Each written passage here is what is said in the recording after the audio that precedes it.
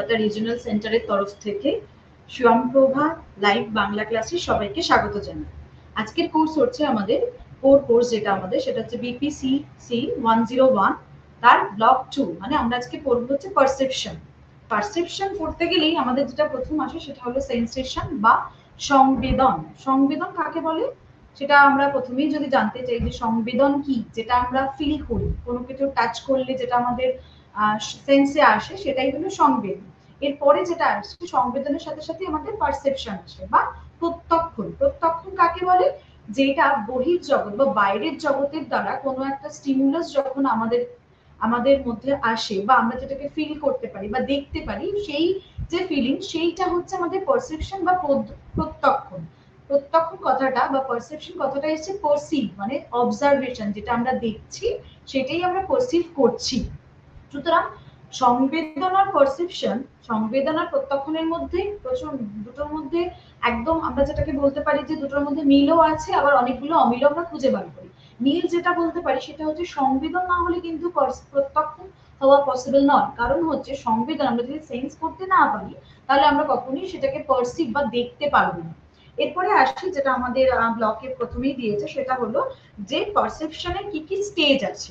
প্রত্যক্ষণ যখন আমরা কিছু দেখতে চাই সেখানে আমাদের কি কি স্টেজ আছে। ফার্স্টেই বলছে সিলেকশন। আমরা একটা কিছু যদি দেখার হয়, যে আমি রাস্তা দিয়ে হাঁটছি, আমি কিছু একটা আমার চোখে পড়বে, ফার্স্টে আমি সিলেক্ট করবো যে আমি এই জিনিসটাকে দেখছি। তারপরে যেটা আসছে সেটা হচ্ছে আমার অর্গানাইজেশন বা অর্গানাইজিং, যেটাকে আমরা বলি যে আমি রাস্তা দিয়ে হেঁটে চলছি, আমি দুটো কুকুরকে দেখছি বা সেম দেখতে মনে হচ্ছে যে কুকুরটাকে আমি আগের রাস্তাতেও দেখেছি, সেক্ষেত্রে আমি অর্গানাইজ করছি যে কিভাবে আমি সেটাকে পারসিভ করব আমার ব্রেন বা আমার মস্তিষ্ক দ্বারা। এরপরে আসছে ইন্টারপ্রিটেশন। এমনও অনেক সময় হয় যে আমরা আগে দেখেছি বা দুদিন আগে এই কুকুরটিকে এই কালারের বা এই রঙের একটা কুকুর আমি বাড়ির সামনে দেখেছিলাম, হঠাৎ করে আমি রাস্তায় বেরিয়ে অন্য একটা জায়গায় গিয়ে আমার সেই সেম কালারের কুকুরটা যখন দেখতে পাওয়া যাচ্ছে, তখন হচ্ছে যে আমার প্রিভিয়াস যে মেমোরিটা, যে আমার মনে পড়ছে বা আমি সেম জিনিস পারসিভ করছি। এরপরে যেটা আমাদের আসে সেটা হচ্ছে থিওরিটিক্যাল অ্যাপ্রোচেস অফ পারসেপশন। মানে প্রত্যক্ষণের অনেক রকম থিওরি আছে। ফার্স্ট থিওরি আমাদের কি বলেছে এখানে? Bottom up processing. Bottom up processing theory বলা হয় যেটা আমরা ডিরেক্টলি পারসিভ করছি। মানে আমরা রাস্তা দিয়ে যেতে গিয়ে যে অনেক কিছু পারসিভ করছি, এটা আমরা ডিরেক্টলি পারসিভ করছি, ডিরেক্টলি যেটা দেখতে পাচ্ছি সেটা হলো বটম আপ প্রসেসিং। আর নেক্সট বলছে top down processing. Top down processing হচ্ছে যেটা আমরা ইনডাইরেক্টলি দেখছি। হয়তো আমি রাস্তা দিয়ে যাচ্ছি, আমার মনে হলো কিছু একটা আমার সামনে দিয়ে চলে গেলো, বা দূরে আমি কাউকে একটা দেখতে পাচ্ছি, আমার বাবা বা মা, সেটা হলো ইনডাইরেক্টলি পারসেপশন, সেটা হলো টপ ডাউন প্রসেস। তারপরেই বলছে এখানে দিয়েছে আমাদের বইতে যেটা আছে সেন্সেশন। যদিও আমি একটু সেন্সেশনের উদাহরণ বা কাকে বলে একটুখানি দিয়েছি, তাও এখানে ফার্স্টে বলছি প্রসেস অফ সেন্সেশন, মানে সেন্সেশনটা কি করে প্রসেস হয়। ফার্স্ট বলছে স্টিমুলাস এনার্জি। ফার্স্ট আমরা স্টিমুলাসটা আমাদেরকে স্টিমুলেট করে কোনো একটা লাইট বা কোনো একটা সাউন্ড। তারপরে আমাদের সেন্সারি রিসেপ্টরস যেগুলো আছে, মানে সংবেদক যেগুলো আছে, যেগুলো গ্রহণ করে বাইরের জিনিসপত্রগুলোকে। যেমন ধরুন, যেমন যেটা হতে পারে হয়তো কোনো আওয়াজটা আমাদের কান দিয়ে শুনছি, বা কোনো কিছু লাইটের ফোকাস যখন পড়ে সেটা আমরা চোখ দিয়ে দেখছি, রিসিভ করলো। তারপরে বলছে যে আমরা যখন ন্যাচারাল রেসপন্সে যাই, হঠাৎ করে চোখে আলো পড়লে কি করি? আমরা চোখটাকে বন্ধ করে দিই, সেই রকম। তারপরে একটা বলছে যে ব্রেনে যায়, ব্রেনে গিয়ে সেটা মনে হয় যে ভিজুয়াল না অডিটরি রেসপন্স, সেটাকে আমরা সেন্স করি। এরপরে যেটা বলছে role of attention in perception. প্রত্যক্ষণ করছি, সংবেদন করছি, এর সাথে অবশ্যম্ভাবীভাবে আমাদের অ্যাটেনশন বা মনোযোগ যেটাকে আমরা বলি সেটা সবসময় আসবে। মনোযোগ আমরা যদি কাকে বলে বলতে চাই, তাহলে কোনো একটা জিনিসকে ফার্স্ট আমরা দেখতে পাচ্ছি বা সেটাকে আমরা সেন্স করছি বা সেটাকে আমরা অবজার্ভ করছি, তারপরে আমার যদি মনে হয় যে না আমার এই ক্লাসটা করতে হবে, সেক্ষেত্রে গিয়ে আমি মনোযোগ দিচ্ছি। সেই যে পুরো প্রসেসটা, কোনো কিছুকে দেখা, সেটাকে লার্ন করা, সেই যে পুরো প্রসেসটা, সেটা হলো মনোযোগ। এবার মনোযোগের সাথে কি করে প্রত্যক্ষণ যুক্ত? ফার্স্টে আমাদের দিয়েছে এখানে যে সিলেক্টিভ অ্যাটেনশন। সিলেক্টিভ অ্যাটেনশন কাকে বলে এখানে বলছে, যদি আমরা সিলেক্টিভ বা নির্বাচনমূলক মনোযোগ বলি, তাহলে আমরা অনেক ক্ষেত্রে দেখা যায় যে আমরা যখন ক্লাস করি বা আমরা কোনো অনুষ্ঠানে চাই, তখন আমাদের যে প্রয়োজনীয় বা আমাদের খুব প্রিয় সাবজেক্ট বা প্রিয় গায়ক বা গায়িকা যদি আমাদের স্টেজে ওঠে, সেখানে গিয়ে যে আমরা পুরোপুরি মনোযোগটা তার দিকেই দিই, সেক্ষেত্রে হচ্ছে আমাদের সিলেক্টিভ অ্যাটেনশন। তার মানে কি, আমার পছন্দ হচ্ছে, তারপরে আমি সেটাকে অবজার্ভ করছি, দেখছি, পারসিভ করছি, দেখছি, তারপরে গিয়ে আমার ব্রেনকে বলছে না এটা আমার খুব ভালো লাগছে, তো আমি সেক্ষেত্রে যাবো। এটা হলো সিলেক্টিভ অ্যাটেনশন বা নির্বাচনমূলক। আরেকটা বলছে সাস্টেইনড অ্যাটেনশন।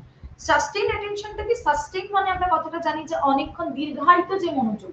দীর্ঘায়িত মনোযোগ কোনটা? যে একটা জিনিস যখন পড়ানো হয় বা ক্লাসে কাজ করানো হয়, সেক্ষেত্রে তোমার যে ইন্টারেস্টটা, সেই ইন্টারেস্টটাও গ্রো করছে, সেই সাথে তোমার প্রসেসটাকে আমরা অনেকক্ষণ রাখছি যে না অনেকটা এই জিনিসটা আমার ভালো লাগছে বা আমি অবজার্ভ করেছি বা আমার কাজে লাগবে বা আমার ভবিষ্যতে কখনো এটা কাজে লাগতে পারে, সেই পার্সপেক্টিভে গিয়ে আমরা যখন একটা কোনো জিনিসের বা একটা সিচুয়েশন বা একটা পরিস্থিতির উপর যখন আমরা কোনো যে মনোযোগ দিই, সেটা হলো আমাদের sustain attention.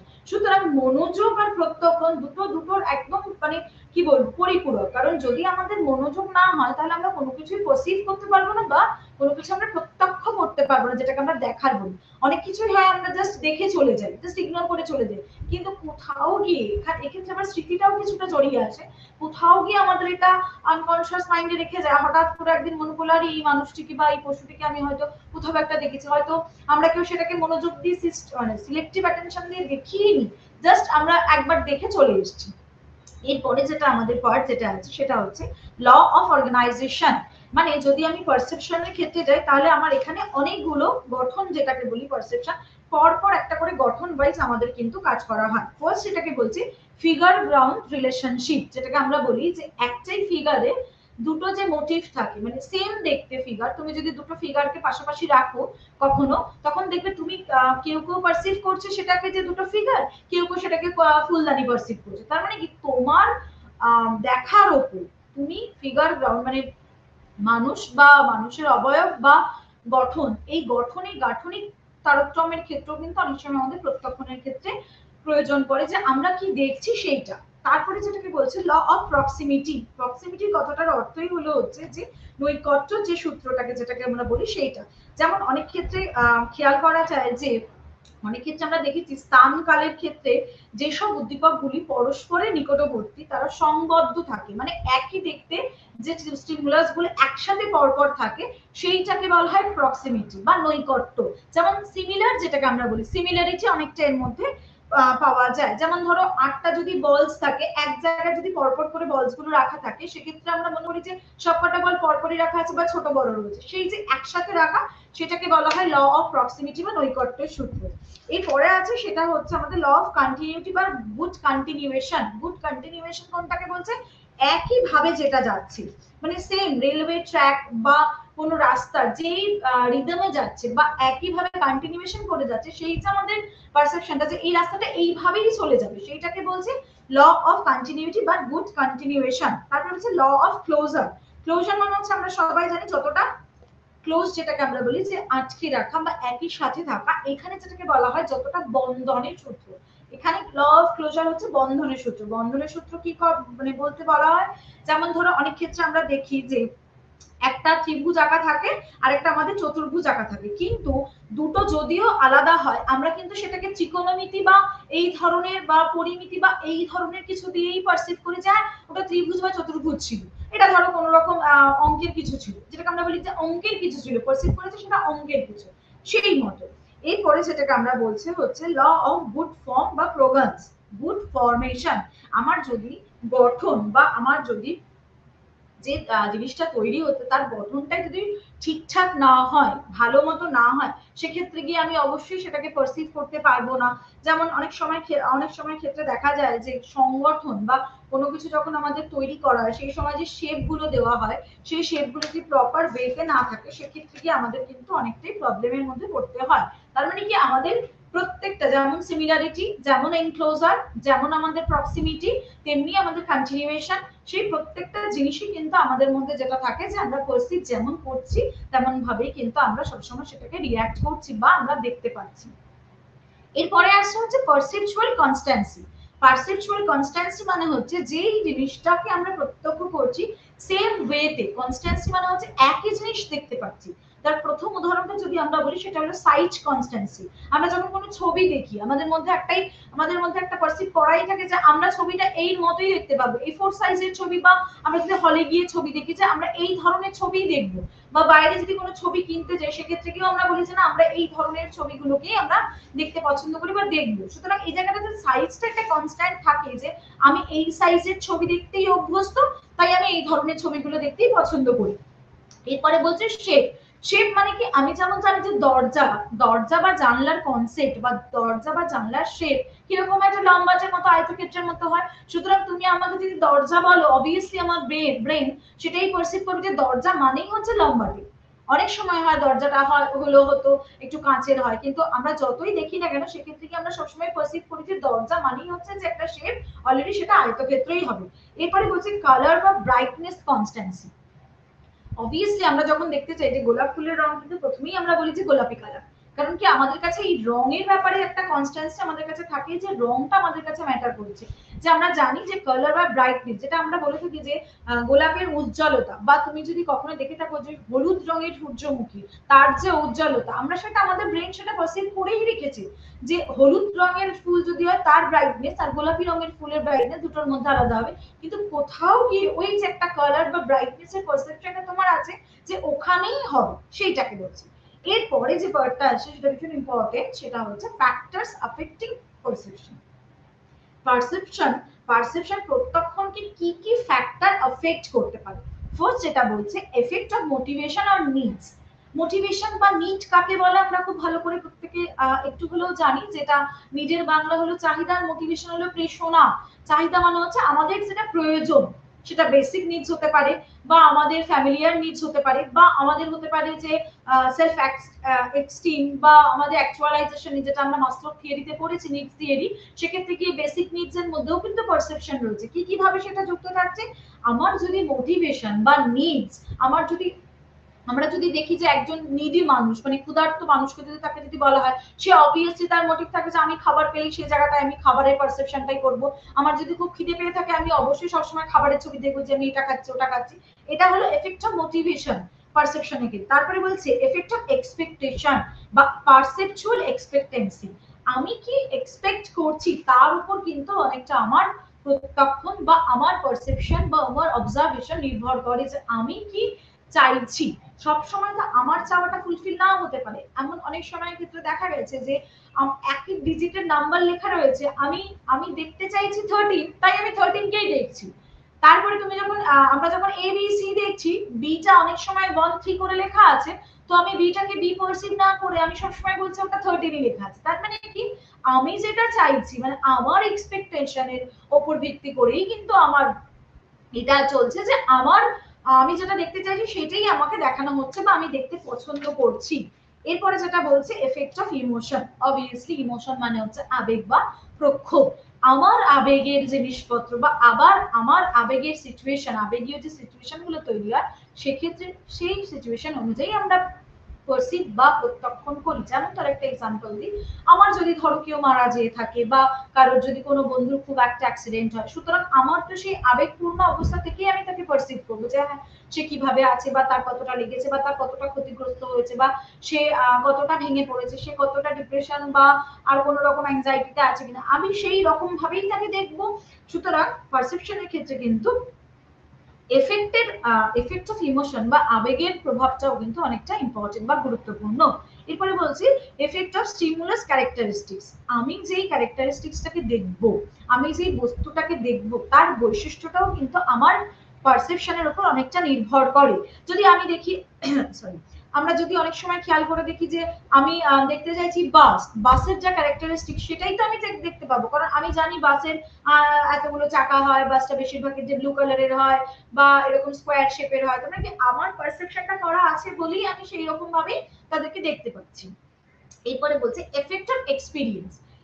Effect of experience যখন আমরা বলি, সেক্ষেত্রে আমরা দেখা গেছে যে অনেক সময় আমরা জানি পেনের শেপটা কেমন হয়, যে পেন একটা লম্বাচের মতো ধরনের হলেই এটা পেন। যদিও পেনটা যদি পাখির মতন হয় বা পেনটা যদি ওপরে ক্যাপ লাগানো কোনো বলজের মতো হয়, তবুও আমরা পারসিভ করছি যে না এটা পেন, এটা পেন থেকে অন্য কিছু নয়, এটা পেন ছাড়া অন্য কিছু হতেই পারে না। যতই তুমি আমাকে একটা পাখার শেপ দাও বা বটলের শেপ দাও বা তুমি কোনো রকম কোনো লাইট স্ট্যান্ডের শেপ দিয়ে আমাকে পেন বলো, তাও আমি দেখবো হচ্ছে ওটা হচ্ছে আমার কাছে পেন। এরপরে বলছে এফেক্ট অফ কালচার। কেন কালচারাল এফেক্টটা পারসেপশনে ভীষণ ইম্পর্টেন্ট, কারণ আমরা তো প্রত্যেকেই আলাদা আলাদা কালচার বা সংস্কৃতি থেকে বড় হয়ে থাকি।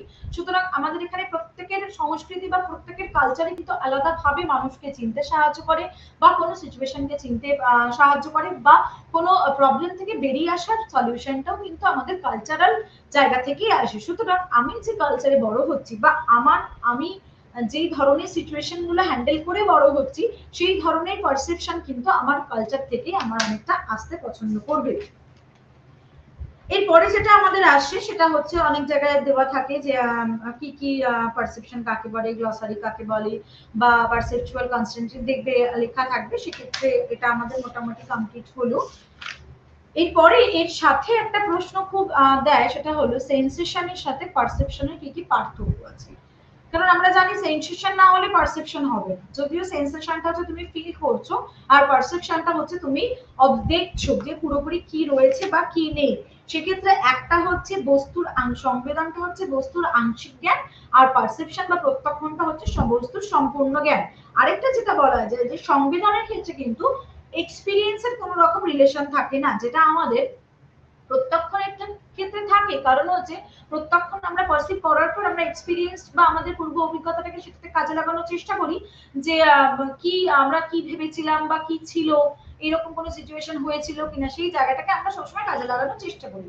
আরেকটা বলছি সেটা হলো সংবেদন হলো ভীষণ সিম্পল, যেটাকে আমরা বলি সাইকোলজিক্যাল প্রসেস, আর যেখানে প্রত্যক্ষণ হলো যথেষ্ট জটিল। কারণ এটা জটিল কেন বলছে, প্রত্যক্ষণ কিন্তু সবসময়ের জন্য সংবেদনের উপর ডিপেন্ড করছে, কারণ সংবেদন যদি না হয় তাহলে কখনোই কিন্তু প্রত্যক্ষণ হওয়ার মানে সম্ভাবনা থাকে না। আরেকটা যেটা বলছি, সংবেদন কিন্তু অল টাইম পরিবর্তনশীল, সব সময়।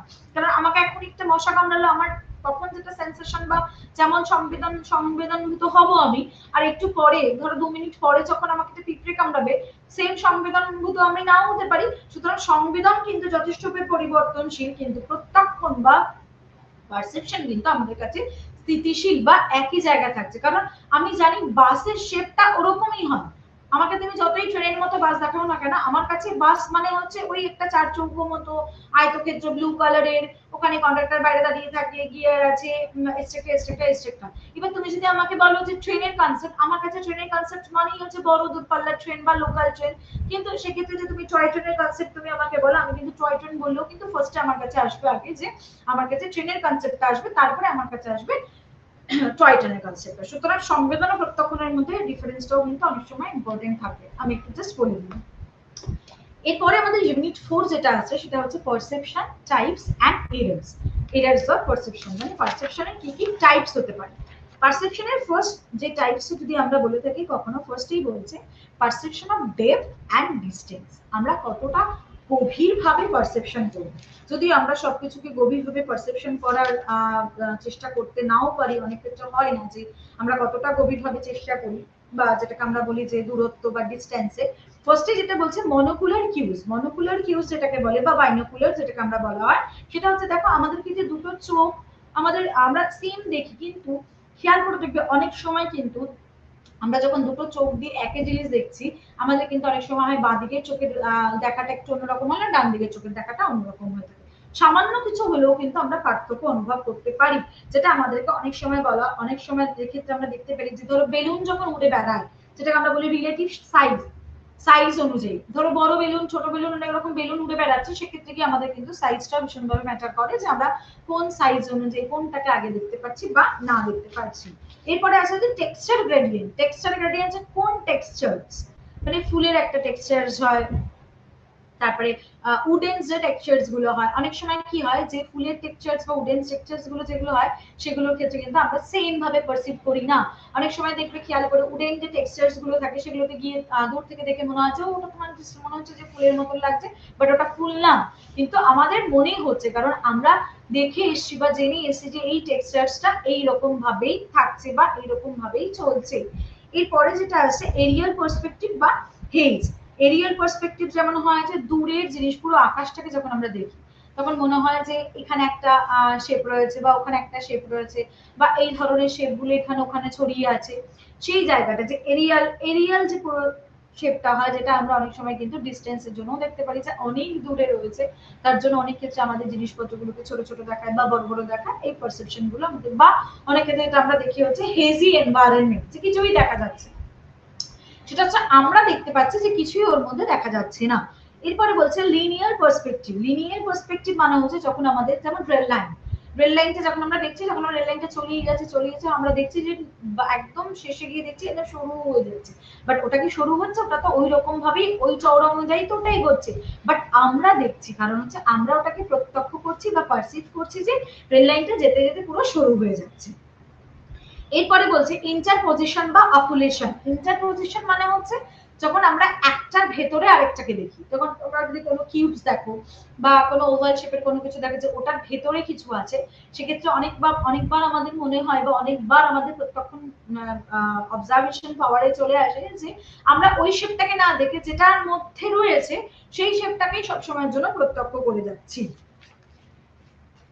এরপরে বলছে রেটিনাল ডিসপ্যারিটি। রেটিনাল ডিসপ্যারিটি কোন, রেটিনাল ডিসপ্যারিটি কোনটাকে বলছে? যেমন বললাম লেফট আই আর রাইট আই, সেটা দিয়ে একটা লেফট আই দিয়ে আমরা অন্যরকম দেখতে পাচ্ছি, আরেকটা লেফট আই দিয়ে আমরা অন্যরকম দেখতে পাচ্ছি। সেটা যেরকম ভাবে আমরা যেই পার্সপেক্টিভে বা যেই অবজারভেশন বা যেই পারসেপশনে আমরা দেখতে চাইছি সেই পারসেপশনেই আমরা দেখতে পাই যে লেফট, যদিও আমাদের দুটো আইয়ের মধ্যে 6.3 সেন্টিমিটার সেমি ডিফারেন্স রয়েছে, অ্যাভারেজ ডিফারেন্স যেটাকে আমরা বলে থাকি, তবুও আমরা চেষ্টা করি যে দুটোকে একই দেখার, বাট আমাদের মধ্যে কিন্তু অনেক সময় হয় না, হয় যে আমরা একটা দেখছি আর একটা আমরা দেখতে পাচ্ছি না, এই ধরনের জিনিসপত্র কিন্তু হয়।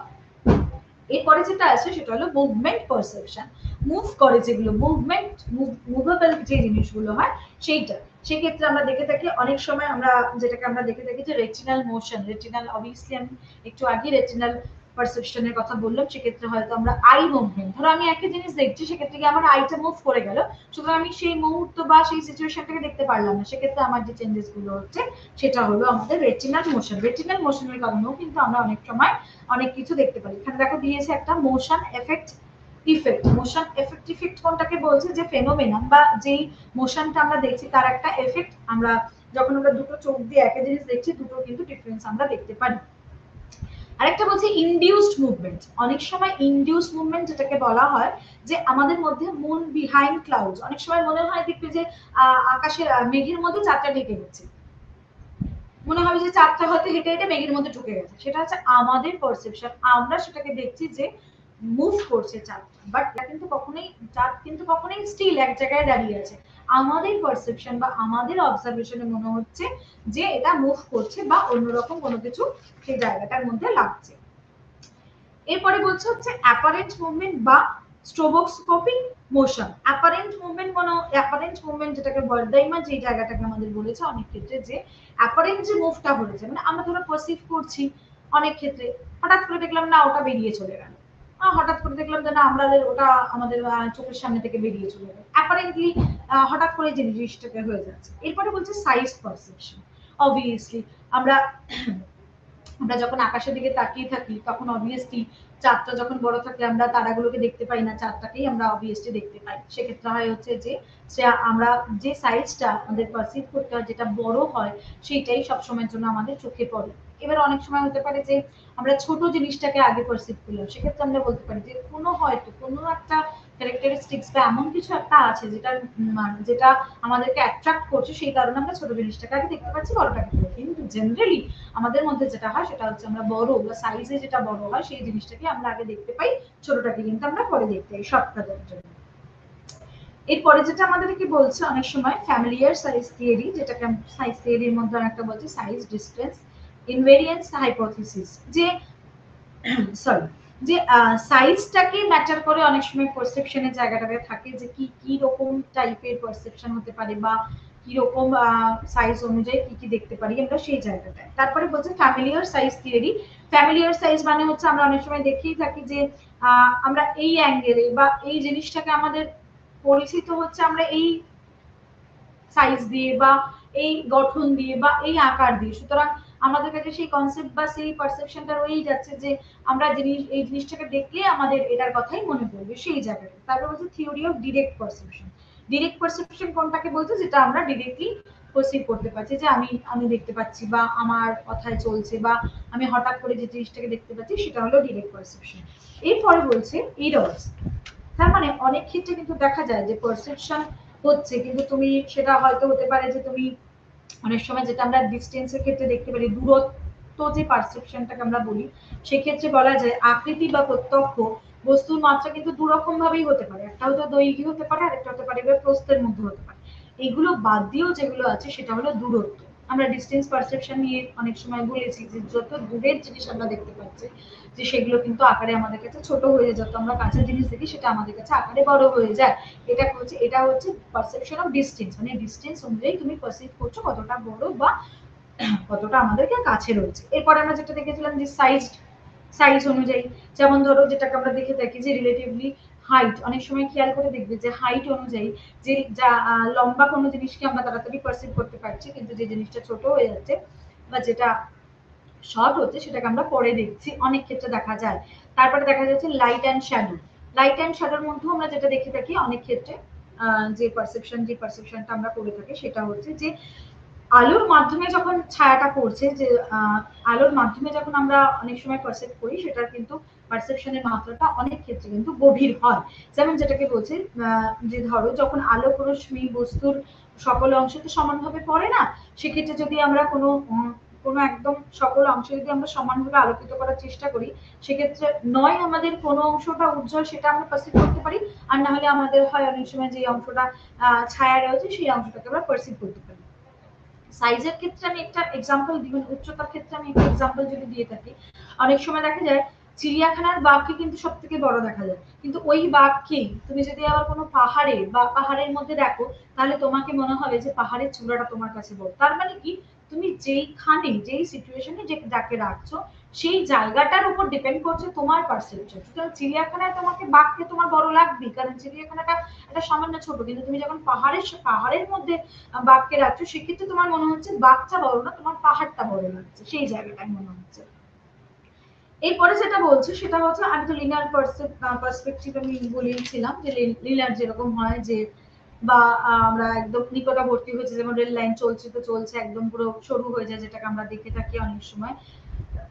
আরেকটা যেটা বলা হয় যে অনেক ক্ষেত্রে যেমন মুভমেন্ট বা সাইজ পারসেপশনে যেটাকে আমরা বলে থাকি, মুভমেন্ট পারসেপশনে কিন্তু আমরা অনেক সময় দেখে থাকি যে যেটা মুভ করছে, যেমন মোশন যেটাকে আমরা বলি, গতির পার্থক্য যেটাকে আমরা বলে থাকি, সেই সময় অনেক সময় বলা যায় যে বস্তুর গতি কিরূপে প্রত্যক্ষ করা হবে সেইটা যদি সেই অনুযায়ী বা সেইটা যদি আমরা প্রকৃত গতি সেই বিষয়ে যদি দীর্ঘ স্থিতিশীল না হয়, সেক্ষেত্রে আমরা কিন্তু শুধুমাত্র গতিটাই প্রত্যক্ষ, যেমন ট্রেন যখন যায় আমরা শুধু তার গতিটা দেখতে পারি, ট্রেন তার আকার বা ট্রেন তার ডিস্টেন্সটা কিন্তু আমরা কখনোই দেখতে পারি না, শুধুমাত্র তাদের কতটা মোশনে ট্রেনটা যাচ্ছে সেই জায়গাটা আমরা দেখতে পাচ্ছি। এরপরে যেটা হয় অনেক সময় আপাত গতি প্রত্যক্ষ, যেটাকে আমরা ফাই ফেনোমেনন বলি। ফাই ফেনোমেনন যিনি করেছিলেন সেটা ম্যাক্স বার্ডাইমার করেছিলেন ফার্স্ট, উনি যেটাকে বলেছিলেন যে ফাই মানে হচ্ছে ফাই ঘটনার উল্লেখযোগ্য যদি আমরা একটা এক্সাম্পল দিই, সেটা হলো আমাদের ফিল্ম বা চলচ্চিত্র। চলচ্চিত্র দেখা যায় বিভিন্ন পোজ বা অবস্থানে কতগুলো স্থির চিত্র আমাদের অতি অল্প সময়ের ব্যবধানে কিন্তু আমাদেরকে দেখা যায়, যে হঠাৎ করে দেখছি একটা ব্যক্তি দাঁড়িয়ে আছে, হঠাৎ করে সেই ব্যক্তিটা হাঁটতে শুরু করেছে, সেটা কি সেই মুহূর্তে সে হাঁটছে না, সেটা হলো আমাদের কনসেপচুয়ালাইজেশনে রয়েছে। সেই জন্য বলা হয় দেখা গেছে অনেকগুলো উদ্দীপক স্থির হওয়া সত্ত্বেও ব্যক্তির মধ্যে গতি প্রত্যক্ষ করতে দেখা গেছে। আমি স্টিল দাঁড়িয়ে রয়েছে, আমি দেখতে পাচ্ছি যে সে হয়তো স্টিল দাঁড়িয়ে আছে, বাট আমার পারসেপশনে সে মুভ করছে বা সে মোশনে যাচ্ছে, সেই জায়গাটা কিন্তু আমরা অনেক ক্ষেত্রে সেই জায়গাটা দেখতে পারি। সেই জন্য তাকে বলা হয় হচ্ছে ফাই ফেনোমেনন, যেটাকে ফাই ঘটনা বলা হয়। ম্যাক্স বার্ডাইমার এটা বলেছিলেন। এক্ষেত্রে বলা হয়েছে দুটো স্টিমুলাসের মধ্যে যে সময়ের ব্যবধানটা থেকে সেটা হচ্ছে 1 বা 1.5 15 সেকেন্ড, 1 বা 15 সেকেন্ডের মধ্যে কিন্তু আমরা সেই ডিস্টেন্সটা কভার করতে পারি। এরপরে যেটা আমরা অনেক ক্ষেত্রে আমরা যেটা ফ্যাক্টরস অফ পারসেপশনে পড়েছি, ফ্যাক্টরস অফ পারসেপশনে পড়েছি, এরপরে যেটা আমাদের কাছে আসছে সেটা হচ্ছে যে এরর্স ইন পারসেপশন। প্রত্যক্ষণের মধ্যেও কিন্তু অনেকগুলো ভুল ভ্রান্তি থেকে যায়। ফার্স্ট সেটাকে বলা হচ্ছে, ফার্স্ট যে ভুলটা থাকে সেটা হলো ইলিউশন বা ভ্রম, প্রত্যক্ষ বা অধ্যাস। এবার অধ্যাস কথাটা শুনলে আমাদের ভীষণ একটা মনে হয় যে প্রচন্ড কঠিন টার্ম, বাট অধ্যাস বা ইলিউশন যেটাকে আমরা বলছি, ইলিউশন জেনারেলি হচ্ছে যেটা আমাদের জ্ঞানেন্দ্রিয় থেকে যে স্টিমুলাস গুলো আসছে সেইটা যদি সঠিকভাবে ব্যাখ্যা না করে যখন আমাদেরকে ভুল ব্যাখ্যা করে, সেইটাই হচ্ছে আমাদের কাছে ইলিউশন। যেমন আমাদের অনেক ক্ষেত্রে হয়, আমরা অনেক যদি মনে করো জ্বর হয়েছে বা কোনো সাইকোলজিক্যাল কিছু প্রবলেম, সেক্ষেত্রে আমরা অনেকে দড়িকে সাপ মনে করি, এইটা হচ্ছে ইলিউশন। আর এর একই সাথে যেটা আমাদের আসে সেটা হচ্ছে হ্যালুসিনেশন, বা যেটাকে আমরা বলি ইলিউশনের সাথে অনেকটা জরুরি। সেক্ষেত্রে হ্যালুসিনেশনের ক্ষেত্রে কিন্তু যেটা আমরা আমাদেরকে তো অনেক সময় বলা হয়ে থাকে যে আমরা দেখতে পাচ্ছি বাট কোথাও গিয়ে জিনিসটা প্রেজেন্ট নয়, সেটা হচ্ছে আমাদেরকে কাছে হচ্ছে হ্যালুসিনেশন। তাহলে কি এইবার যেটাকে আমরা বলি যে ইলিউশনের ক্ষেত্রে কিন্তু অনেক রকম ভাবে আমরা ইলিউশন দেখে থাকি। যেমন ফার্স্ট যেটাকে আমাদের এক্সাম্পল দিয়ে সেটা হলো মুলার লায়ার টাইপস অফ ইলিউশনের মধ্যে পড়ছে হচ্ছে মুলার লায়ার ইলিউশন। মুলার লায়ারের এক্সপেরিমেন্ট যখন যদি তোমরা কখনো দেখে থাকো, দেখবে যে দুটো স্ট্রেট লাইন, তার মধ্যে দুদিকে জাস্ট অ্যারো দেওয়া আছে, একটা পেছন দিকে অ্যারো থাকবে, একটা সামনের দিকে অ্যারো থাকবে। এবার জেনারেলি যেটা যেটা ক্লোজ অ্যারো থাকবে সেটা মনে হবে যে এটা এখানেই ক্লোজ হয়ে গেছে, এখানেই বন্ধ হয়ে গেছে। আর যেটা স্টার্টিং অ্যারো থাকবে সেটা মনে হবে যে এগোচ্ছে, কিন্তু আমরা কিন্তু ওটাকে পারসিভ করছি যে ওটা এগোচ্ছে, বাট ওটা কিন্তু কখনোই পারসেপশনের মধ্যে থাকছে না। ওটা কিন্তু স্ট্রেট একটা লাইনে জাস্ট অ্যারোটা দেওয়া রয়েছে, কিন্তু আমরা দেখতে পাচ্ছি যে ওটা জাস্ট এগোচ্ছে বা পেছোচ্ছে।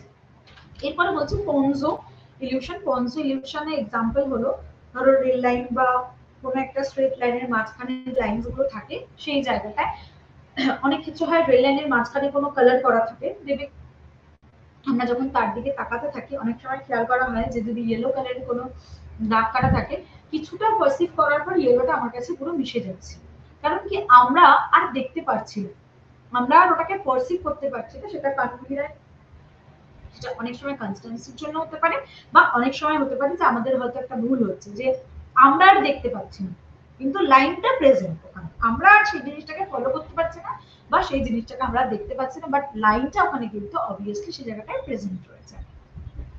এরপরে বলছে অ্যাম্বিগুয়াস ইলিউশন। অ্যাম্বিগুয়াস ইলিউশন কোনটাকে বলছে, যে অনেকগুলো ডটেড করা রয়েছে, তার মধ্যে একটা কোনো প্রপারলি একটা ফিগার মোটিভ কিছু নেই, সেই জায়গাটা যখন আমরা ফিল করছি সেই জায়গাটাকে বলা হচ্ছে যে অ্যাম্বিগুয়াস, যে আমি কিছুই দেখতে পাচ্ছি না বাট ওখানে একটা কিছু একটা মনে হচ্ছে একটা ফিগার বা একটা মোটিভ কিছু একটা পারসিভ করা যাচ্ছে ওখানে রয়েছে, বাট কিছুই সেখানে দেখা যাচ্ছে না, সেই জায়গাটাকে বলা হচ্ছে অ্যাম্বিগুয়াস। এরপরে যেটা বলা আছে Ames room illusion. Ames room ইলিউশনে একটা এক্সপেরিমেন্ট করা হয়েছিল, একটা রুমের মধ্যে জাস্ট ঢুকে তুমি যখনই দুটো মানুষকে দেখতে পাবে, সেক্ষেত্রে তুমি ঢুকে যে ফার্স্ট মানুষটাকে দেখবে তাকেই তুমি পারসিভ করতে পারবে, তাকেই তুমি দেখতে পাবে যে হ্যাঁ এই মানুষটাকে আমি দেখতে পাচ্ছি, সুতরাং আর যে আরেকজন লোক দাঁড়িয়ে আছে তাকে তুমি কিন্তু ওই মানুষটাকে দেখার পরবর্তী পর্যায়ে গিয়ে তুমি ওই মানুষটাকে দেখতে পাবে। এরপর বলছে মুন ইলিউশন। মুন ইলিউশন আমরা প্রত্যেকেই জানি, জায়গাটা ভীষণভাবে ইম্পর্টেন্ট, যে মনে হয় চাঁদ আমাদের সাথে হাঁটছে বাট চাঁদ কিন্তু আমাদের সাথে হাঁটছে না, আমরা পারসিভ করছি বা আমাদের একটা ইলিউশনের জায়গাটা হচ্ছে যে চাঁদ আমাদের সাথে হাঁটছে, এটাকে বলা হয় মুন ইলিউশন। এরপর যেটা আমরা অনেক সময় আমরা বলে থাকি বা করে থাকি যে ইলিউশন কথাটা, ইলিউশন বা পারসেপশন বা আমরা যদি বলি হ্যালুসিনেশন বা অনেক কিছু বলা হয় যে এই জায়গাটায় এসে যে অ্যাটেনশন, আমরা দেখে থাকি যে পারসেপশনের সাথে অ্যাটেনশন, এর আগেও আমি একটুখানি বলেছি এটা নিয়ে একটু ডিটেলস আমি একটু বলছি যে পারসেপশনের সাথে অ্যাটেনশনের কি কি সাদৃশ্য রয়েছে, কেন প্রতি মুহূর্তেই সব ঘটনাগুলি আমাদের গোচরে আমরা দেখতে পাই। তার কারণ কি, আমরা সকল জিনিসকেই কিন্তু সমানভাবে মনোনিবেশ করি, মানে মনোযোগ দিই যে এটা দেখবো একটু, এটা দেখবো একটু, ওটা দেখবো একটু, কিন্তু আমরা চেষ্টা করি, কিন্তু যেই বিষয়গুলির প্রতি আমরা খুব বেশি পরিমাণে আকৃষ্ট হই সেই বিষয়গুলি কিন্তু আমাদের মধ্যে থেকে যায়, তার জন্য কিন্তু আমাদের কনসিয়াস বলো বা আনকনসিয়াস বলো সেই জায়গাটাতেই আমাদের থেকে যায় এবং ওই বিষয়বস্তুটা আমাদের চেতনার কেন্দ্রে স্থাপন করা হয়, সেই জায়গাটাতেই সেই প্রসেসটাকে বলা হয় কিন্তু মনোযোগ। সুতরাং তার মানে কি, মনোযোগের সাথে পারসেপশন একদম ইন্টার রিলেটেড, কারণ আমরা যদি না দেখি সেক্ষেত্রে কি আমরা পারসিভ করতে পারছি না কোনো কিছু, তার মানে আমাদের ফার্স্ট কাজ হচ্ছে আমরা সেটাকে দেখছি, দেখার পর যদি সেটা অ্যাট্রাকটিভ কিছু হয় সেক্ষেত্রে গিয়ে আমরা সেটার উপর বেশিভাবে মনোনিবেশ করছি যে হ্যাঁ এটা আমার ভালো লাগছে, সেই হিসাবে আমি মনোযোগ দেওয়ার চেষ্টা করছি, তারপরে গিয়ে আমি সেটাকে আমার চেতনা স্তরে রাখছি, সেই জায়গাটাকে পারসিভ করে বা মনোযোগ দিই। অনেক সময় দেখা গেছে যে যে জিনিসগুলোর প্রতি আমার বেশি নিডস থাকছে, যেমন আমি আমি আগেও এক্সাম্পল দিয়েছিলাম যে একজন ক্ষুধার্ত ব্যক্তির সামনে যদি তুমি তাকে তার কিছু নিডস, তার মানে কি সে অল টাইম চেষ্টা করবে খাবারের ছবি দেখার, কারণ তার তো নিডসটা, তার চাহিদাটা রয়েছে আমার খিদে পেয়েছে আমি খাবো। সেক্ষেত্রে সে কি করছে, পুরোটাই কিন্তু একদম সে সবসময় খাবারের ছবি দেখছে, মানে খাবারের ছবি পারসিভ করছে। এবার কাউকে যদি বলা হয় যে তুমি ঘুরতে যাওয়ার টাইম, তো কাউকে যদি বলা হয় যে আমরা বেড়াতে যাবো, সে তাহলে তার পারসেপশনে কিন্তু সবসময়ের জন্যই মনে করবে যে হ্যাঁ আমি তো ঘুরতে যাব, বা আমি তো এখানে যাব, বা আমার আমার এখানে যাব। তার মানে কি, তার চেতনা স্তরে কিন্তু অল টাইম সেই ঘোরা বা ঘোরার জায়গাগুলি, সেই জায়গাগুলি কিন্তু সে মনে করতে থাকবে বা তার চেতনা স্তরে আসবে। এরপরে এক্ষেত্রে গিয়ে এইখান থেকে আমরা অনেক সময় দেখতে পারি যে একটা জিনিস, বা আমরা অনেক সময় খেয়াল করে থাকি যে sensation, perception, attention,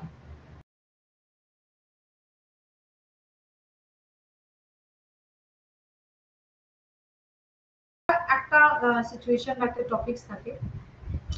information processing থিওরির মধ্যে যেটা বলা হয়েছিল যে ফার্স্টে আমরা কোনো জিনিসকে অবজার্ভ করছি, মানে কোনো জিনিস স্টিমুলাসকে আমরা স্টিমুলেটেড হচ্ছি বা ইনপুট এনকোড করছি, তারপর সেটাকে আমরা স্টোর করছি, মানে অ্যাটেনশন দিচ্ছি, দেওয়ার পর সেটাকে আমরা স্টোর করছি, তারপরে গিয়ে আমরা সেটাকে রিকল করছি যে হ্যাঁ আমি এটা দেখেছিলাম আগে কোথাও, তারপরে গিয়ে আমি রিকগনাইজ করছি হ্যাঁ যে এই রিকগনাইজেশনটা হচ্ছে যে এটাই আমি দেখেছিলাম। তার মানে এই যে চারটি স্টেপ, এই চারটি স্টেপে দেখো সেন্সেশন, পারসেপশন, অ্যাটেনশন তিনটেই কিন্তু ইন্টার রিলেটেড। কারণ ফার্স্ট যেটা বলছি সেটা হচ্ছে এনকোডিং। এনকোডিং মানে হচ্ছে আমি যদি ফার্স্ট ভালো করে পারসিভ না করি, তাহলে আমি সেক্ষেত্রে কিছুই দেখতে পাচ্ছি না। সেক্ষেত্রে কিছু না দেখতে পাওয়ার কারণটা হচ্ছে যে তুমি যদি কিছু নাই দেখো তাহলে তুমি এনকোড করতে পারবে না। সেইটা হচ্ছে, তার মানে কি এখানেই তোমার পারসেপশনটা রাখছে। এরপরে অ্যাটেনশনের মধ্যে এইবার অ্যাটেনশনটা কোথায় গিয়ে কাজে লাগছে, সেটা হচ্ছে তুমি যখন সেটাকে স্টোর করছো। এবার স্টোর করার সময় আমাকে সিলেক্ট করে করে অ্যাটেনশন দিতে হচ্ছে যে আমি এটা দেখছি, এটাকে সিলেক্ট করছি, আমি ওটা দেখছি, আমি ওটাকে সিলেক্ট করছি।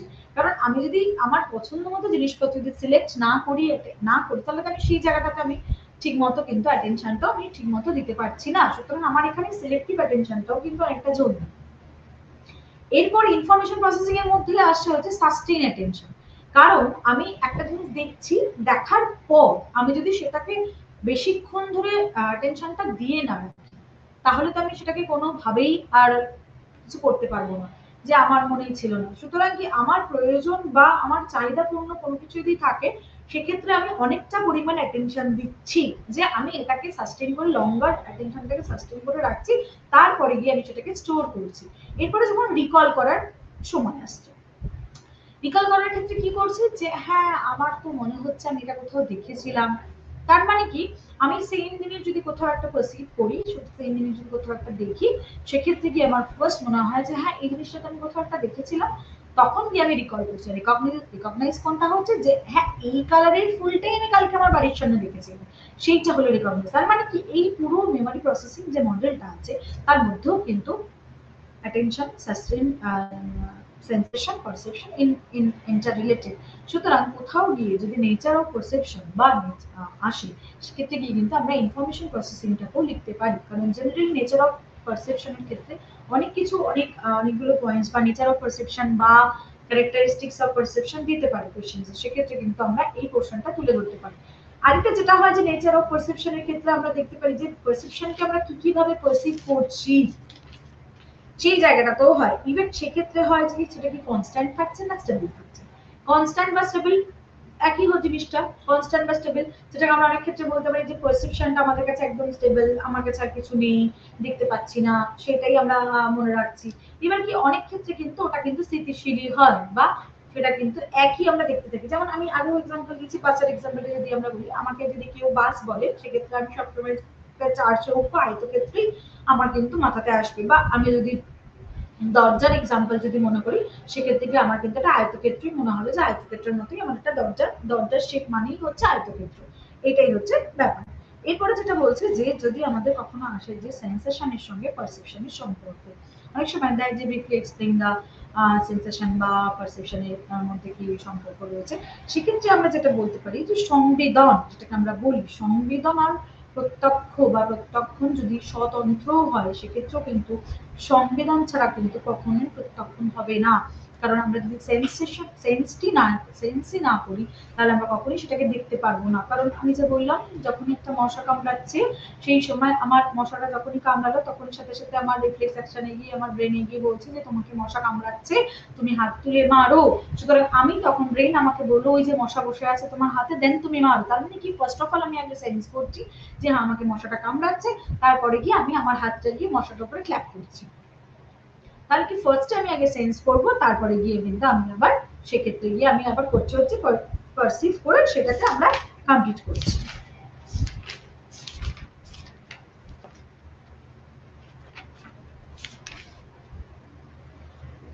এরপরে যেটা অনেক সময় অনেক ক্ষেত্রে যেটা চলে আসে যে পারসেপশন কি সবসময় ঠিক হয়, কোয়েশ্চেনসটা এখানে দিয়েছে অনেক সময় যে in perception always correct, support your view with the some appropriate examples of illusions. এইবার যদি আমরা দেখি যে আমরা ইলিউশনস এই মুহূর্তে কিছুক্ষণ আগে আমরা পড়েছি ইলিউশনস কাকে বলে, যে যেটা আমাদের সেন্সরি রেজিস্ট্যান্স যেটাকে আমাদেরকে বলছে যে না এটা তোমার ভুল, সেটা হচ্ছে ইলিউশন। তার মানে কি সবসময় যে পারসেপশন ঠিক বলছে সেটা কিন্তু নয়, তুমি কি দেখছো সেটাই যে ঠিক সেটা কিন্তু কখনোই আমাদের ক্ষেত্রে প্রযোজ্য হয় না। যেমন আমরা বললাম যে প্রুনজল ইলিউশন যেটাকে আমরা বলছি যে আমি রেল লাইনের মধ্যে কালার দেখতে পাচ্ছি, সেই কালারটা কিন্তু এগিয়ে চলে যাচ্ছে পুরোপুরি একদম, যে এগিয়ে চলে গেল, আমি সেই কালারটাকে আর দেখতেই পাচ্ছি না, কিন্তু কালারটা কিন্তু প্রেজেন্ট রয়েছে। তার মানে কি আমার পারসেপশনটা ভুল হচ্ছে যে না আমি এটাকে আমি আর পারসিভ করতে পারছি না, কিন্তু কালারটা তো প্রেজেন্ট, যত দূরই যাচ্ছে না কেন সেই লাইনিং এর মধ্যে কিন্তু কালারটা কিন্তু তোমার ক্ষেত্রে কিন্তু প্রযোজ্য হয়ে রয়েছে। এর ইলিউশনের ক্ষেত্রে যেটাকে আমরা অনেক অনেক জায়গায় আমরা দেখে এসেছি, যে তুমি যদি পারসেপশনের ক্ষেত্রে দেখো বা ডেপথ বা ডিস্টেন্সের ক্ষেত্রে দেখো যে গভীর যে পারসেপশন, গভীর প্রত্যক্ষণ বা ডেপথ পারসেপশন যেটাকে আমরা বলি, ডিপলি যেটাকে আমরা পারসিভ করছি, অনেক ক্ষেত্রে হয় আমরা খেয়াল করেছি যে আমরা যখনই কোনো কিছু দেখতে চাই যে তার মধ্যে কি রকম ভাবে ডিপলি বা গভীরতা, এটার কি গভীরতার জায়গা আছে বা কতটা সেম ওয়েতে চলছে বা কিভাবে এটা কাজ করছে। আমরা কিন্তু অনেক সময় কোনো কিছু দেখার পর কিন্তু মনে করি যে আদৌ এটা এতটাই ডেপথে রয়েছে তো, নাকি আমাদের মনের ভুল হয়েছে, খেয়াল করতে অনেক সময় আমরা দেখি যে কতটা ডেপথে রয়েছে। আর ডিস্টেন্সের ক্ষেত্রে যে কতটা ডিস্টেন্সে, যেটাকে আমরা একদম অনেকটা পারসেপশন অফ ডিস্টেন্স যেটাকে আমরা বলি অনেক দূরের রয়েছে, যেটাকে আমরা অনেক সময় দেখতে পাই না বা মনে হয় যে অনেকটা দূরে অনেক ছোট দেখাচ্ছে, যেটা হয় সেটা হচ্ছে আমাদের পারসেপশনের ক্ষেত্রে সেটা আমাদের পারসিভ করছি বা আমরা অবজার্ভ করছি যে এই ধরনের পারসেপশন বা এই ধরনের আমরা মনে করছি যে হ্যাঁ সেম দেখতে। অনেক সময় পারসেপশনের লজ বা প্রিন্সিপালস অফ পারসেপশনের ক্ষেত্রে যেটা দেখা যায় সেটা হলো সিমিলারিটি বা সাদৃশ্যের সূত্র। সাদৃশ্যের সূত্র কোনটাকে বলা হয়, যখন আমরা দেখি যে একই লাইনে মনে হয় যে ক্রসও দেওয়া আছে আবার 0 0 দেওয়া আছে, আমার সবকটাকেই দেখে মনে হচ্ছে যে সেম সিমিলারিটিস রয়েছে। যেটা হয় হচ্ছে যেসব উদ্দীপক সদৃশ বা একই রকম দেখতে তাদের মধ্যে সংযুক্ত হওয়ার প্রবণতা থাকে। যেমন ক্রস আর যদি 0 থাকে, যদি পরপর সেই লাইনের বা কলাম ওয়াইজ বা থাকে, তাহলে আমরা অনেক সময় মনে করি যে সেম বা পুরো সিরিজটাই হয়তো সেম আমাদের অনেক ক্ষেত্রে দেখা যায়। আরেকটা যেটা বলা হয় যে পারসেপশন অফ ফর্ম বা আকৃতিগতভাবে কিভাবে আমাদের পারসেপশনটা ফর্ম করে, সেটা অনেক ক্ষেত্রে আমাদের দেখা গেছে যে আমরা অনেক ক্ষেত্রে বলে থাকি যে অর্গানাইজেশন বা সংবদ্ধতা, সেই অনুযায়ী যখন আমাদের পারসেপশন বা প্রত্যক্ষটা হচ্ছে, সেক্ষেত্রে এটাকে কিভাবে এক্সপ্লেন করা যায় সেটা হলো বলছি যে সংবেদন বিক্ষিপ্ত হওয়া সত্ত্বেও আমরা বস্তুকে বিশৃঙ্খল ও অস্পষ্টভাবে প্রত্যক্ষ করি না, আকৃতি বা আকার বিশিষ্ট সম্পূর্ণরূপে প্রত্যক্ষ করি। ধরো মনে হচ্ছে যে এটা একদমই ভীষণ বিশৃঙ্খল ভাবে রয়েছে, কিন্তু কোথাও যদি সেম মোটিভ থাকে সেই জায়গাটায় গিয়ে আমরা অনেক সময় পারসিভ করছি যে সেম জিনিসপত্র রয়েছে, সেম জিনিস রয়েছে ওখানে, সেম ভাবে তৈরি করা রয়েছে বা আকার, যে ধরো বেলুনের অনেকগুলো বেলুন যদি একসাথে আমরা দেখতে পাই তখন আমরা কিন্তু বেলুনের শেপ গুলো দেখছি, কিভাবে রয়েছে অগোছালো না কি সিরিজে রয়েছে সেটা আমরা না দেখি, জাস্ট আমরা দেখি যে বেলুনের শেপ গুলো দিয়ে যে এই ধরনের বা এই কালারের বা এই মোটিভের যে এই জিনিসটা রয়েছে সেটা হলো বেলুন। আমরা কখনোই কিন্তু সেটাকে পারসিভ করি না অ্যাজ ইফ যে বিশৃঙ্খল হয়ে রয়েছে বা অন্যরকম অস্পষ্ট রূপে রয়েছে, আমরা জাস্ট একটা ফিগার দিয়ে বা মোটিভ দিয়ে সেটাকে শো করি।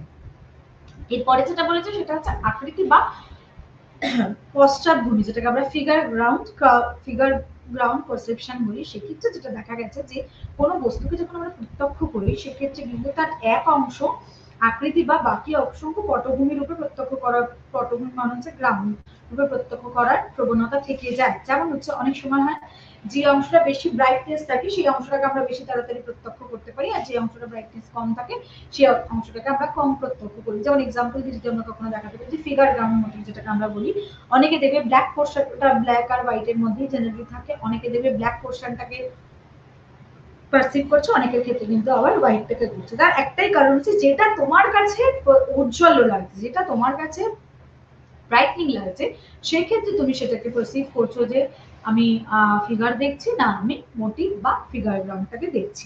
সেই ক্ষেত্রে কিন্তু অনেক ক্ষেত্রে দেখা যায় যে শুধুমাত্র আমি অডিটারি বা আমি শুধুমাত্র দেখার উপর পারসেপশন নির্ভর করে না, অনেক ক্ষেত্রে কিন্তু আমাদের অডিটারি যেটাকে আমরা বলি যে শুনে শুনে কিভাবে পারসিভ করি। ধরো কোনো আওয়াজের কোনো মিউজিক যদি আমাদের কানে কখনো আসে সেক্ষেত্রে কিন্তু আমরা অনেক সময় বলে দিই, বা কোনো গুঞ্জন বা কোনো নয়েজ যদি আমাদের কানে আসে অনেক সময় আমরা বলে দিই যে হ্যাঁ এই মিউজিকটার সুরটা তো ঠিক আলাদা মনে হচ্ছে।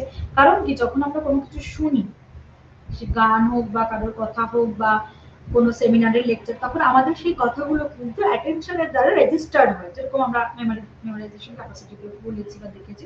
সেই ক্ষেত্রে কিন্তু আমরা অনেক সময় দেখতে পাই যে আমরা হয়তো আমাদের সুরটা আসছে, মনে করছে সুরটা দেখছি, কিন্তু আমাদের মনে হচ্ছে যে না এটা তো এইরকম ধরনের সুরটা নয় ঠিক। সুতরাং কি পারসেপশন শুধুমাত্র যে ভিজুয়াল দিয়ে হবে সেটা কখনোই নয়, অনেক সময় কিন্তু অডিটরি ক্ষেত্রেও হতে পারে যে হ্যাঁ আমরা ভেবেছি, বা অনেক সময় খেয়াল করা যায় যে ইমাজিনেশনেও কিন্তু আমাদের পারসেপশনটা আমাদেরকে অনেক সময় কাজ করে যে কি তুমি কি দেখছো ছবি বা কি দেখতে চাইছো, সেই অনুযায়ী তুমি তুমি সেটাই দেখতে চাইছো যেটা তোমার মন বা যেটা তোমার ব্রেন বা যেটা তোমার মাইন্ড তোমাকে দেখাতে চাইছে।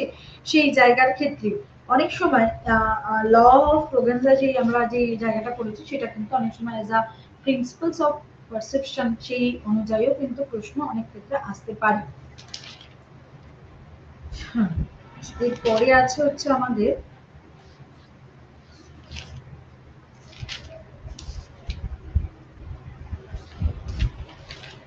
এরপরে যেটা আমাদেরকে এখানে দিয়েছে সেটা হচ্ছে যে perception in depth, interposition, movement perception, errors in perception.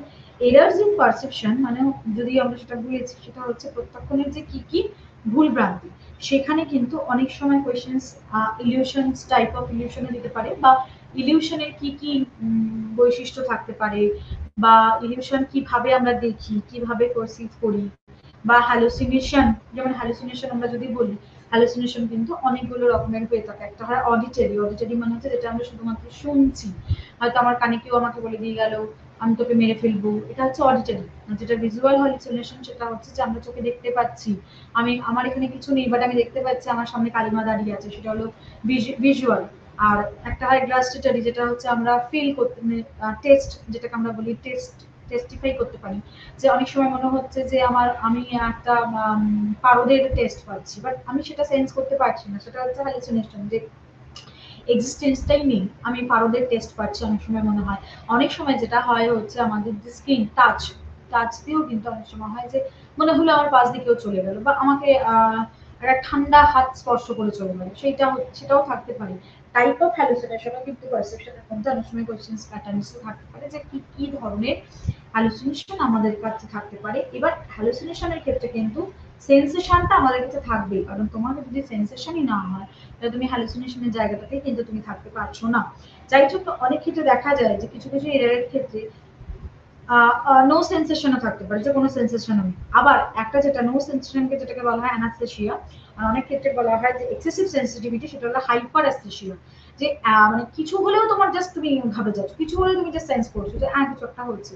আর যেটা বলছে ডিস্টর্টেড বা রংলি লোকালাইজড সেন্সেশন, মানে আমাকে কামড়াচ্ছে মশলা হাতে বাট আমি কিছুতেই বুঝতে পারছি যে কোন জায়গাটাতে আমাকে কামড়াচ্ছে, সেই এক্সপিরিয়েন্স বা সেই ধরনের সেন্সেশনকে বলা হয় প্যারাস্থেসিয়া। প্যারাস্থেসিয়া মানে হচ্ছে যেটা আমাদের ডিস্টর্টেড, যেটা আমি বুঝতে পারছি না বা যেটা আমাদের রং সেন্সেশন হচ্ছে সেইটা।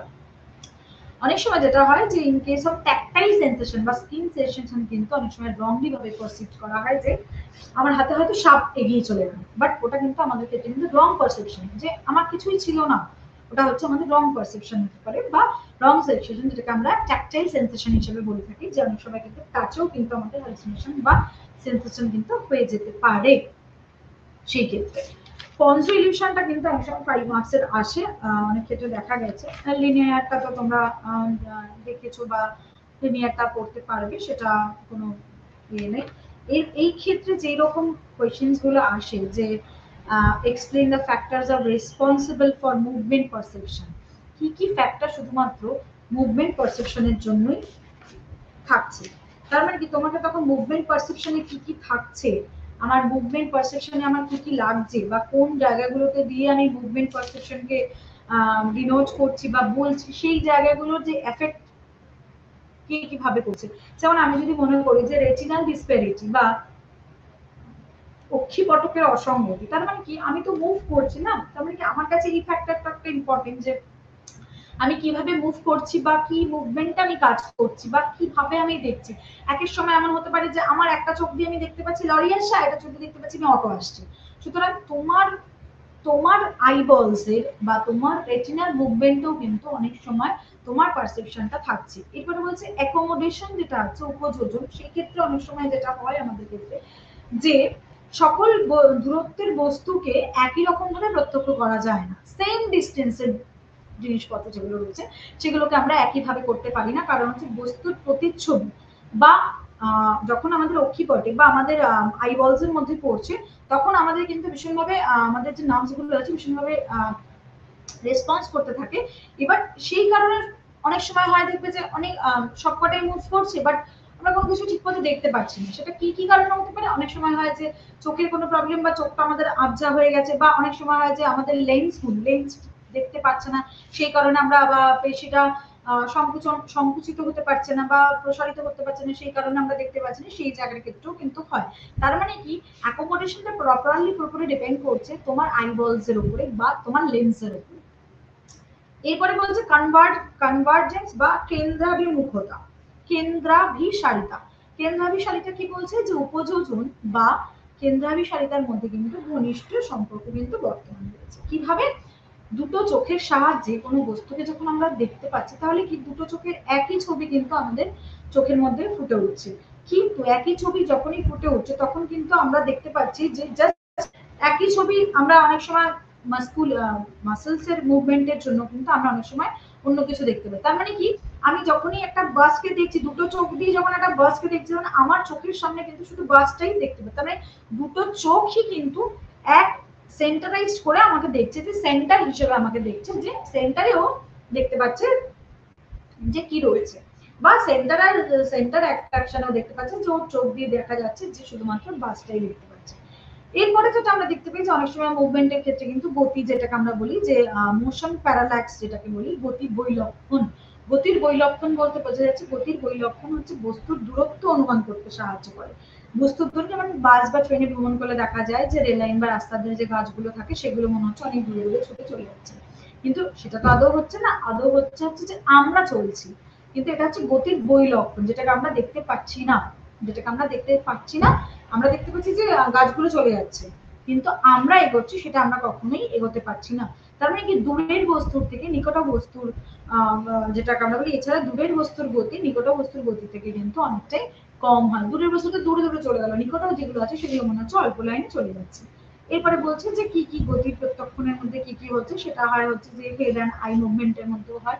অনেক সময় সেম জিনিস আমরা দেখতে পাচ্ছি, কিন্তু আমরা মনে হচ্ছে যে না আমরা এটা ঠিকঠাক পারছি না, যেটাকে আমরা বলে যে মস্তিষ্ক চক্ষুর অবস্থানের উপর পরিবর্তনের সঙ্গেও কিন্তু গতির প্রত্যক্ষণ অনেকভাবে জড়িত। কিভাবে? সেটা হচ্ছে মস্তিষ্ক বা চক্ষুকে একদিক থেকে অপর দিকে সরালে মধ্যবর্তী গতিটা মনে হয় গতিশীল। আমি যদি আই মুভমেন্টটা আমার টিভি বা সিরিয়ালের থেকে একদিক থেকে একদিকে সরিয়ে যাই, তখন মনে হয় যে আমার কিছু একটা মুভমেন্ট হয়ে চলে যাচ্ছে। এরপরে যেটা আসে অনেক সময় বলে ডিটারমিনেন্টস অফ পারসেপশন বা ফ্যাক্টর অ্যাফেক্টিং পারসেপশন। আমাদের যেটা বলছে হচ্ছে মোটিভেশনটা আমরা দেখেছি অনেক ক্ষেত্রে, যে জিনিসটা আমার প্রয়োজন সেই অনুযায়ী আমরা করি। ইমোশনের ক্ষেত্রেও দেখি যে শুধু প্রেরণা নয়, অনেক ক্ষেত্রে পক্ষ ব্যক্তিকেও কিন্তু অনেক ক্ষেত্রে প্রত্যক্ষণকে নির্ভর করে। একটা হচ্ছে মানসিক প্রস্তুতি, সেটা হচ্ছে মেন্টাল স্টেট, যেটাকে আমরা বলি এমএসসি মেন্টাল স্টেট, যেটাকে আমরা বলি যে আমার যদি মানসিক প্রস্তুতি যেমনই থাকুক না কেন, সেভাবে যদি তার প্রত্যক্ষ পরিচালিত হয়, তাহলে চোরের ভয়ে ভীত ব্যক্তি রাতে কখনোই সে যে কোনো শব্দকে চোরের চলাফেরার শব্দ বলে মনে করে। যেমন চোরের ভয়ে ভীত ব্যক্তি, যে ব্যক্তিটা ধরো চোরকে খুব ভয় পায়, সেক্ষেত্রে ও রাত্রেবেলা ঘুমলেও ও সবসময় মনে করবে যে চোর এসেছে, কোনো কিছু এগিয়ে গেলেও ভাবে চোর এসেছে। কারণ আমি তো পারসেপশনে আমার এই ধারণাটাই করে রেখেছি যে আমার বাড়িতে চোর আসবে বা আমি চোরকে ভয় পাচ্ছি, সুতরাং তার যে হাঁটা চলা বা যে কিছু একটা নড়াচড়া করলেও আমরা মনে করছি যে চোর আসছে বা কিছু আছে। তারপরে বলছি believe and attitudes. Believe and attitudes এর মধ্যে কি কি পড়ছে? বলছে ব্যক্তিগত বিশ্বাস বা প্রতিন্যাস প্রত্যক্ষকে প্রভাবিত করে, যেমন ব্যক্তি নিজস্ব বিশ্বাস ও প্রতিন্যাস অনুযায়ী যেগুলোকে ব্যক্তির অনীহা থাকে সেগুলো কিন্তু আমরা পারসিভ করতে পছন্দ করি না। যেগুলো আমার মনে হয় যে না আমার ভালো লাগছে না, আমি বিলিভ করি না বা আমার অ্যাটিটিউড নেই টুয়ার্ডস দিস বা দ্যাট, সেগুলোর প্রতি কিন্তু আমরা কখনোই পারসিভ করি না। এরপরে বলছে কালচার। শুধুমাত্র কালচার না, তোমার এনভায়রনমেন্ট যেভাবে তোমাকে পারসিভ করাবে যে হ্যাঁ তুমি এই বাচ্চাটাকে এইভাবে দেখো বা টিচারদেরকে এইভাবে সম্মান করো, তুমি সেইভাবেই সেই জায়গাটাকে কমপ্লিট করবে বা সেই জায়গাটাকে রেসপেক্ট করবে। বা ইভেন আরেকটা জিনিস যেটাকে আমরা দেখে থাকি অনেক সময় কিন্তু প্যারেন্টাল ইনভলভমেন্টটা অনেক সময় ক্ষেত্রে থাকে, যে বাবা মা তোমাকে যেভাবে শেখাচ্ছে তুমি সেইভাবেই সেই জায়গাটাকে ইলাবোরেট করার চেষ্টা করছো বা পারসিভ করার চেষ্টা করছো। এটা অনেক সময় ক্ষেত্রে ফ্যামিলিয়াল ফ্যাক্টরস এর ক্ষেত্রে আমরা লিখে থাকি যে অ্যাজ প্যারেন্টাল ফিফটিন যেভাবে হয় আমাদের সেইভাবেই আমরা সেই জিনিসগুলোকে পারসিভ করি। যেমন আমাদেরকে বলা হয় যে কোথাও গিয়ে পারসিভ করানো হয় যে ছেলে মেয়ে দুজনের মধ্যে ডিফারেন্সিয়েশন রয়েছে বা এইভাবে ছেলেদের সাথে বিহেভ করতে হয়, এইভাবে মেয়েদের সাথে বিহেভ করতে হয়, বা পারসিভ বা ভাবনা বা প্রত্যক্ষ করানোই হয়, যে ডিটেকশন করাই হয় যে এইটা এরকম ওইটা এরকম, সেই অনুযায়ী কিন্তু আমরা সবসময় অ্যাক্ট করি বা আমরা নিজেদেরকে সেইভাবে কিন্তু এক্সপ্রেশন করি। অনেক ক্ষেত্রে যেটা হয় যে পারসেপশন ধরো আমার ছোটবেলা একরকম ওয়েতে রয়েছে, বাট আমি যখন বড় হয়েছি আমার এজ চেঞ্জেস অফ এক্সপিরিয়েন্স বা চেঞ্জেস অফ এজের বা বন্ধুদের চেঞ্জেস অফ এজের ক্ষেত্রেও কিন্তু বয়স বাড়ার সাথে সাথে কিন্তু আমাদের সেই বস্তু বা সেই বস্তুটি বা সেই সিচুয়েশনটার প্রতি কিন্তু আমাদের পারসেপশন বা প্রত্যক্ষ অনেকটা পরিবর্তন হয়ে থাকে। তবে এগুলো কিন্তু এফেক্ট করছে। আরেকটা যেটা আমার সেটা হচ্ছে বেশিরভাগ ক্ষেত্রে peers group pressure of peer group, মানে বন্ধু সহচরী বা বন্ধু বান্ধবের যে একটা ফ্যাক্টর যেটা থাকে আমাদের ভীষণ ভাবে করে, সেটা হচ্ছে যেটাকে আমরা বলে থাকি যে আমি একরকম ভাবে সেই জিনিসটাকে দেখে এসেছি, কিন্তু ছোটবেলা থেকে সেটা এইভাবে আমি পড়ে এসেছি বা সেইভাবে আমি দেখে এসেছি, কিন্তু হঠাৎ করে আমার সেই পারসেপশন বা সেই ধারণাটা চেঞ্জেস হচ্ছে, সেটার কারণ হচ্ছে আমার বন্ধু বান্ধব যেভাবে দেখছে এখন সেই জিনিসটাকে আমরা দেখতে চাইছি। আরেকটা যেটা দেখা যায় যে অ্যাফেক্ট করে পারসেপশনের ক্ষেত্রে, সেটা হলো এক্সপিরিয়েন্স বা অভিজ্ঞতা, যেটা আমরা পুরনো কিছু, যে আমি তো জানি এই সিচুয়েশনটা এইভাবেই আমি প্রত্যক্ষ করি, কিন্তু হঠাৎ করে সেই চেঞ্জেস বা হঠাৎ করে কোনো পরিবর্তনের জন্য বা কোনো সিচুয়েশন পরিবর্তন বা আমার নিজের মেন্টাল স্টেট পরিবর্তনের জন্য আমরা সেটাকে অন্যভাবে অবজার্ভ করছি বা পারসিভ করে থাকি। আরেকটা যেটা দেখা যায় সেটা অনেক ক্ষেত্রে ইম্পর্টেন্ট, যেটা বলে থাকি যে স্টেটাস বা মেন্টাল স্টেট। অনেক ক্ষেত্রে দেখা যায় যে আমাদের মানসিক অবস্থা যদি স্থিতিশীল বা যেটাকে আমি বলি যে নর্মাল ভাবে যদি আমরা না থাকতে পারি, তাহলে কিন্তু আমাদের দেখা জিনিস বা আমাদের পরিচিত অনেক জিনিসও কিন্তু আমরা ভুল ভেবে নিজেকে পারসিভ করাতে পারি বা আমরা সেটাকে গ্রাহ্য করতে পারি যে এটা ভুল। সুতরাং mental state as a psychological perspective থেকেও কিন্তু পারসেপশনটা অনেকভাবে এফেক্ট করতে পারে। আরেকটা যেটা দরকার করে সেটা হচ্ছে সেন্সেশন আর অ্যাটেনশন মেমরি। কারণ আমরা আগেও দেখেছি সেন্সেশন আর attention is a very important topic of perception, কারণ sensation without sensation attention perception করা পসিবল নয়। বাট কিছু কিছু ক্ষেত্রে দেখা গেছে যে ফলস সেন্সেশন কিন্তু একটা মানুষকে মিস পারসেপশন করতে সাহায্য করে থাকে, যেটা যেটা আমাদের অনেক সময় একটাই সেন্সেশনের ক্ষেত্রে হয় যে আমরা বলি যে হ্যাঁ কিছু একটা মনে হচ্ছে হেঁটে চলে গেল, বাট কিছুই ওর মধ্যে হেঁটে চলে যাচ্ছে না বা কিছুই হচ্ছে না, সেক্ষেত্রে কিন্তু আমাদের অনেক ক্ষেত্রে হয় যেটা ফলস পারসেপশন আমাদের ক্ষেত্রে করে থাকি বা আমরা করে থাকি।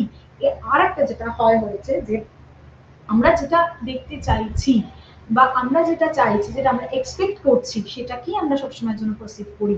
অ্যাজ ইফ আমরা দেখতে চাইছি যে না আমি এখন পাহাড়ে ঘুরতে যাচ্ছি, সুতরাং আমি অল টাইম আমার ঘরের জায়গা বা আমার আমি কাজের জায়গাটাকেও আমার সেখানে অল টাইমই আমার মাথাতে ঘুরছে বা আমার চেতনায় ঘুরছে যে আমি সবসময় পারসিভ করছি যে আমি সবসময়ের জন্য পাহাড়ে আছি বা এখানে আছি বা ওখানে আছি। তার মানে কি আমি যেটা এক্সপেক্ট করবো অ্যাজ ইট ইজ সেই এক্সপেকটেশনের উপরেই কিন্তু আমি পারসিভ করবো। সুতরাং পারসেপশনটা যে তুমি যেটা চাইছো সেই অনুযায়ী তুমি পারসিভ করছো, বা তুমি যেই রকম ধরে চাইছো বা তুমি যেই ধরনের মতো চাইছো সেই অনুযায়ী তুমি পারসিভ করছো। সুতরাং পারসেপশন সেন্সেশন বলেই পারসেপশন হচ্ছে, এটা তো একদম কনফার্ম। কিন্তু কিছু কিছু ক্ষেত্রে ট্যাকটাইল যেগুলো রং সেন্সেশন থাকে সেক্ষেত্রে কিন্তু রং পারসেপশন হওয়ার চান্সেস থাকে।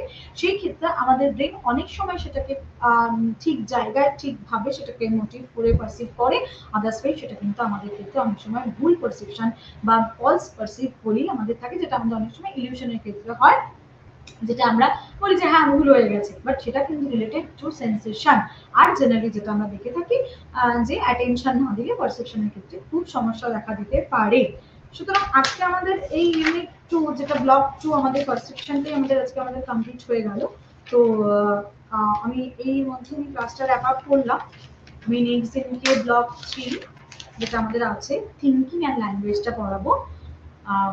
তো থ্যাংক ইউ।